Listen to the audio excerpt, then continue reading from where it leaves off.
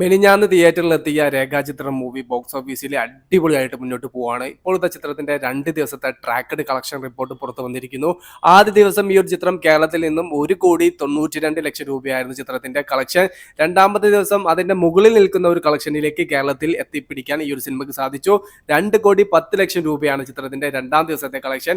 അങ്ങനെ 2 ദിവസങ്ങൾ കൊണ്ട് കേരളത്തിൽ നിന്നും മാത്രമായിട്ട് ഈ ഒരു സിനിമ നേടിയിരിക്കുന്നത് 4,02,00,000 രൂപയാണ്. അതുപോലെ റെസ്റ്റ് ഓഫ് ഇന്ത്യയിൽ നിന്നും ഈ ഒരു സിനിമ ആദ്യ ദിവസം 27 ലക്ഷത്തോളം രൂപ നേടാൻ സാധിച്ചു. 2 ദിവസത്തെ ചിത്രത്തിന്റെ റെസ്റ്റ് ഓഫ് ഇന്ത്യ കളക്ഷൻ മാത്രം 60 ലക്ഷത്തോളം രൂപയാണ്. ഇപ്പോൾ ഇതാ 2 ദിവസത്തെ ട്രാക്കഡ് വേൾഡ് വൈഡ് കളക്ഷൻ പുറത്തു വന്നപ്പോൾ 10,20,00,000 രൂപയിലേക്ക് എത്തിപ്പിടിക്കാൻ 2 ദിവസങ്ങൾ കൊണ്ട് ചെറിയ ബഡ്ജറ്റിൽ വന്ന രേഖാചിത്രം എന്ന സിനിമയ്ക്ക് സാധിച്ചിരിക്കുന്നു. മമ്മൂട്ടി ചേട്ടൻ ബോക്സ് ഓഫീസ് ഭരിക്കുന്ന കാഴ്ചയാണ് കാണാൻ സാധിക്കുന്നത്.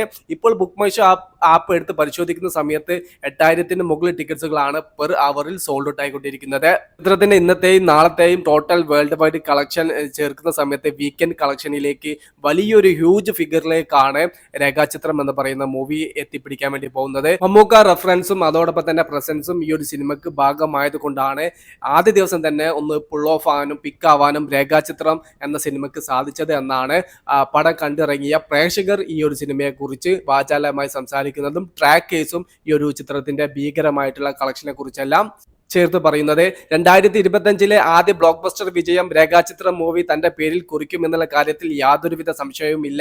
കിഷ്കിന്ദ കാണ്ഡം എന്ന സിനിമയ്ക്ക് ശേഷം വീണ്ടും ഒരു ആസിഫ് അലി ചിത്രം 50 CR അടിക്കാൻ വേണ്ടി പോകുന്നു. സിനിമ കണ്ടവർക്ക് നിങ്ങളുടെ അഭിപ്രായം പങ്കുവെക്കാം. ജിനു എൻട്രി എന്ന് പറയുന്ന നമ്മുടെ ചാനൽ ആദ്യമായിട്ട് കാണുന്നവരാണെങ്കിൽ സബ്സ്ക്രൈബ് ചെയ്യുക, സപ്പോർട്ട് ചെയ്യുക. Okay, by.